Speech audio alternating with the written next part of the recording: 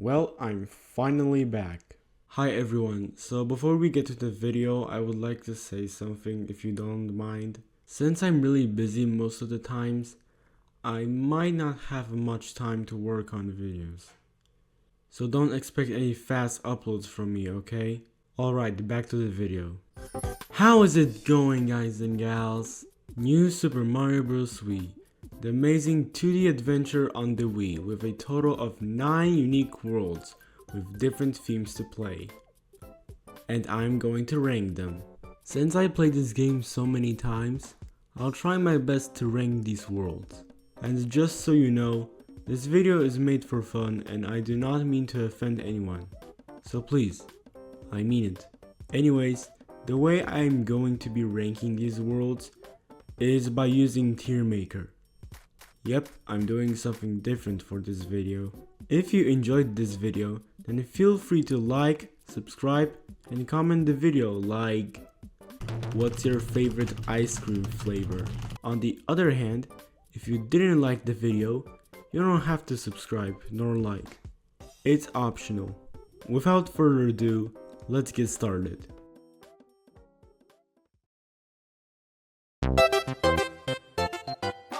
Starting off with the first world of the game. There's not much going on as it's basically the tutorial world, introducing the propeller suit, Yoshi, showing off the water, sky and tower levels, overall teaching you how to play the game. It might not have much to offer, but it's not bad in any way as it is trying to be simple but not complex at the same time. World 1 is getting a solid B tier.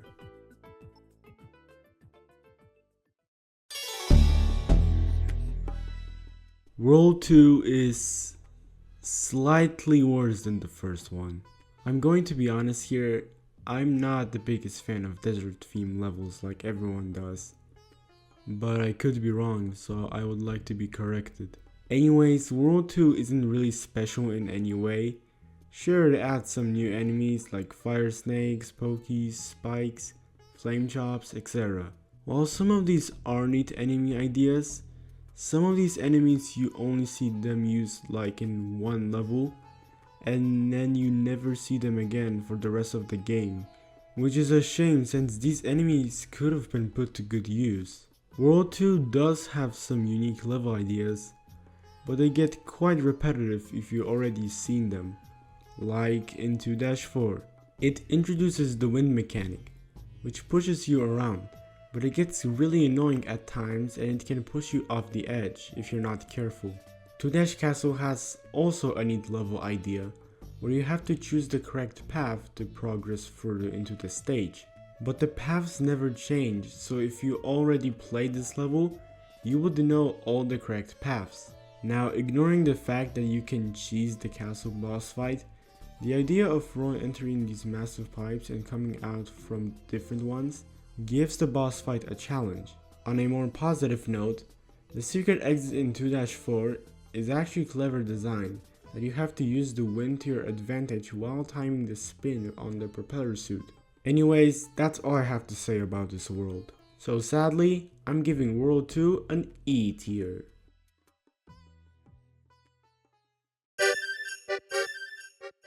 Next is World 3, known as the Ice World. So World 3 is an introduction to the ice physics and some new enemies like Coligans and Bullet Bills and Ice Rose.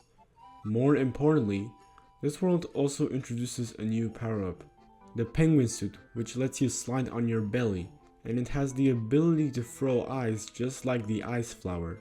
Now, I'm not saying that this power-up sucks or anything, but it's just an ice flower. Oh, and this world also has the first ghost house. One feature that's drastically different from any world is the big red switch. In 3-4 and 3-5, there are these transparent blocks which do nothing, but turning this switch on, it enables them, and they act like solid blocks. This mechanic is only used in 3-4 and 3-5, like I said, and mainly used to get progress further into 3-4 and to get the missing star coin in 3-5. This switch could have been used more in the game and in the levels, but I guess they didn't do that. And while we are at it, 3-4, my god, don't even get me started on it. I hate that level. So yeah, World 3, the only world that adds a new map feature and a new power-up. So due to this, I'm giving it B tier, since it adds a new feature, but can be a bit frustrating. Or maybe that's just me.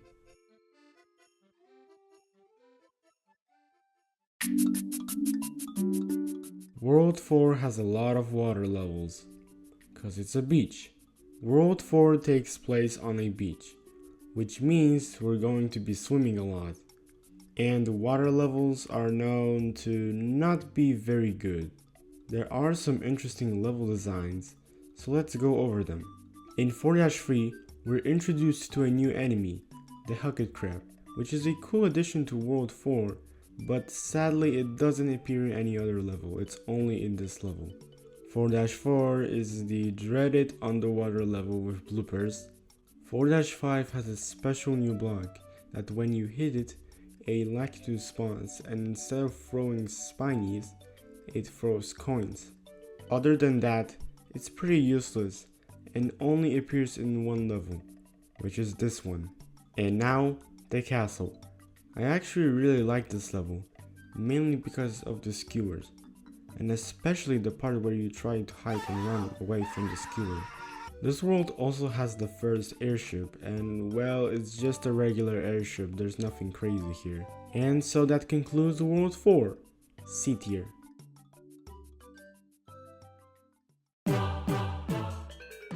It's time for World 5. World 5 is very interesting in my perspective. World 5 has a feature that no other world has, and that is the vine thing, or whatever it's called. Basically, what it does is that it prevents you from going to different parts of the different levels. And then it resets to a different place if you complete a level or die in a level. And after completing the castle in World 5, all the vines disappear and don't come back. While it's neat and all that, it is a bit annoying sometimes if you want to go to a specific place. World 5 also has a new enemy type, which is exclusive to World 5, and it only appears once in a level, but we're gonna let that slide. I'm talking about the brambles from 5-3. It moves from side to side if it has something to step on, and if not, then it goes to the other direction. Also, if you hit them from underneath, some coins fly out of him. Now, as annoying as they may be, this is a pretty cool enemy idea, and it definitely fits the theme of the world. Now, I would like to go over the other levels of World 5, so let's look at them. 5-2 is the first level with the Wiggler, but the real fun begins when we enter the pipe. There are these big size wigglers that you can bounce on to reach higher areas or to reach secret areas. 5-Tower is very different from the other tower levels. It has these moving walls with spikes on them, and your job is to avoid the spike walls by going up. Just don't fall down, or well, you fall down. In 5-4, you're on this raft and you have to stay on it for the rest of the level. There's a counter on the raft, and the numbers on it decrease depending on how many enemies are on it. If there's too many things on the raft stops and you have to defeat some of the enemies to make the raft continue to move. As much as this level is annoying, and most of the time it's dependent on luck if you don't get hit by the falling enemies, I actually really like this mechanic. It's just really cool seeing the different enemies that are falling from the sky onto the raft. 5-5 is very different from any World 5 level, because it's in the sky, and there are these flying ray things. What's their name again? Jumbo rays. Okay, good to know. Anyways, these rays act like platforms, so you can stand on them and continue on with the level. Also, the boss fight in 5-Castle is very cool. I like this idea very much. Phew, that was a lot. Yeah, World 5 has a lot of new level ideas, but I can't talk about all of them because I don't want this video to be very long. But it plays out and feels like World 1 and World 3, so I'll put it in B tier.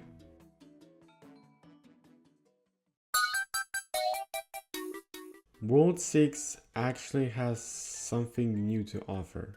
So World 6 is this mounted world, and I have to admit that the world music hits hard, but the level music is taken from World 1. The same music that uses in its levels. But that's nothing important. What is important is that there is a new level theme. It appears once in this world, twice in different games, and never again. Hey, that kinda sounded like a riddle. I'm referring to 6-3, the sewer theme levels. So to proceed in this level, you have to press this switch so that the water floods the entire stage, and then you can swim to different places of the level, which I find this mechanic interesting. I do like the look of the level. Just saying. Here are some levels that are worth to mention. 6-Tower has a big skewer in the middle of the level, and you have to hide from it while you're trying to go up. And if you fail, well, you get damaged. 6-5 is another raft level, but this time the raft has a light source. Since the level is very dark, you're given a light source so you can see where you're swimming and where you're going. But I find it funny that you can skip the entire level by using the mini mushroom. So much for the light source mechanic. And I also find it funny that the castle boss fight is easier than the tower boss fight. Not sure if it's intentional or if something went wrong. The airship also returns, and now it's an auto scroller. Not much to mention, but I will have to mention that the boss fight of the airship, I really like this idea. You get your own clown car and you shake your remote to try knocking Bowser Jr. into these lasers. It's too bad you can just cheese it by jumping on his head. So yeah, World 6, very neat world idea. World 6 is getting a B tier.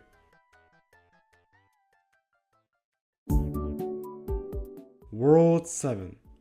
Man, I like this world very much. World 7 has to be my favorite world. But that's besides the point. World 7 throws new mechanics here and there that we didn't see yet, and most of these levels have new mechanics. But I will point out the ones that are worth to mention. Like in 7-2, there are these bubbles that you can swim in like if it was water, and it's so freaking cool to look at. Okay, yes, I know that I say that many times, but maybe it's just me, but I love these level ideas. Anyways, without getting off topic, 7-4 presents us with a new mechanic, and that is this movable platform. And I say movable because it is movable. You can move it by tilting the controller. Man, they sure love that feature, don't they?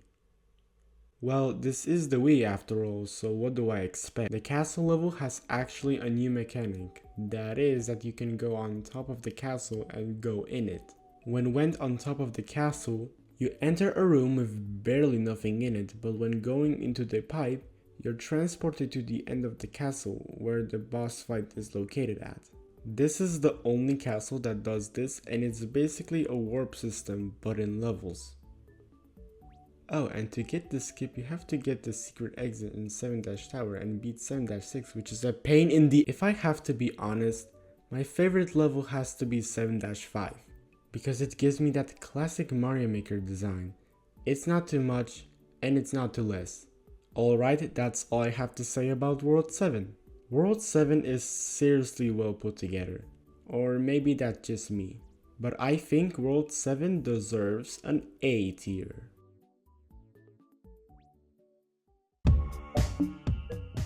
World 8, the final world of the game, and oh boy, it's perfect.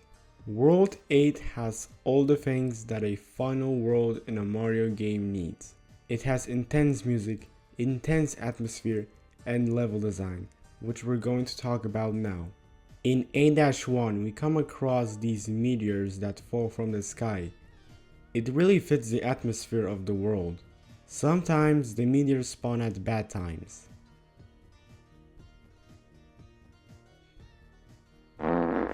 A-2 also has meteors, but they are at the beginning of the level only. The tower is full with fire bars, but besides that, there's nothing else to note.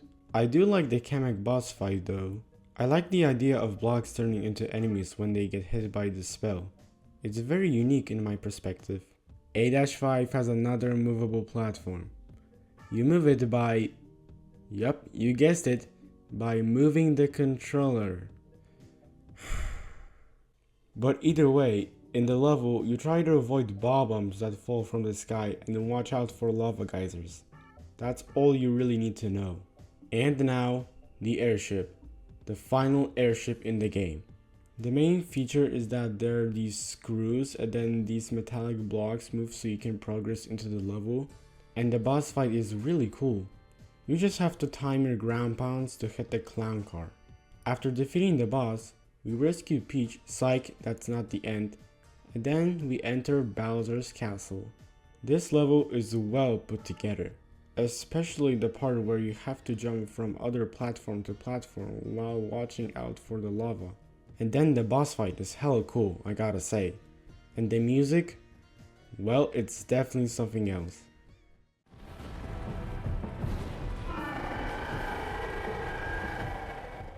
Anyways, that's all I have to say about World 8. Yup, it definitely does a good job at being a good final world in the game. So for that, I'm putting World 8 in its deserved spot, S tier.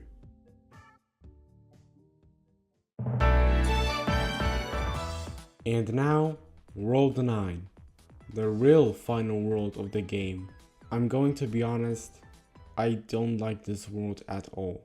In this world, it's basically a bunch of different level themes and the levels are difficult to beat. That's the best way I can describe World 9. And let's not forget about the hardest level in this world too. Cough cough 9-7 cough cough. Okay, look, all the levels aren't that difficult because 9-3 and 9-6 are actually decent levels and not difficult in any way. 9-3 is the level with the homing bullet bills. If you can't tell the difference, they follow you wherever you go. And 9-6 is the level where you have to time your jumps. This level is probably the best level of this world, I might be wrong though. Anyways, that's pretty much it of World 9. There really isn't much for me to talk about. Most of these levels are difficult to complete, and that includes getting the star coins. I'm placing this world in E tier.